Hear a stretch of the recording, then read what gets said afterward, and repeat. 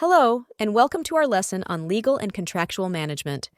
This segment will cover contingency elements of long-term contracts. Effective long-term contracts contain a number of elements that allow for contingencies that may arise during the course of the contract. Initial price.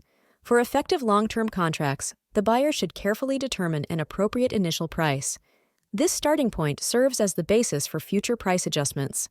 If the initial price is excessively high, it sets a precedent for inflated future prices. Conversely, if it's too low, the supplier may lack motivation to meet expectations. In long-term contracts, both parties must benefit for the relationship to thrive. Price adjustment mechanisms. Choosing the right price adjustment mechanism is crucial in long-term contracts. Careful selection of an index or related product for future price adjustments is essential to avoid potential increases in prices throughout the contract duration. Supplier performance improvements. Buyers should opt for long-term agreements to secure ongoing supplier performance enhancements. This necessitates thorough research into the supplier's capabilities, past performance, and associated risks. Managers must choose between fixed-term contracts, for example, 3 or 5 years, or rolling contracts with an evergreen clause for continuous renewal. Evergreen, penalty, and escape clauses. An evergreen clause in a contract implies automatic renewal annually unless either party opts out.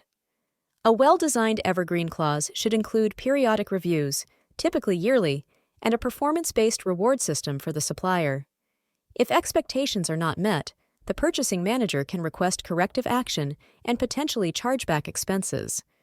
Accompanying the evergreen clause is an escape clause, allowing termination if either party fails to meet contractual obligations. Long-term contracts usually outline a process for corrective action if the supplier consistently underperforms.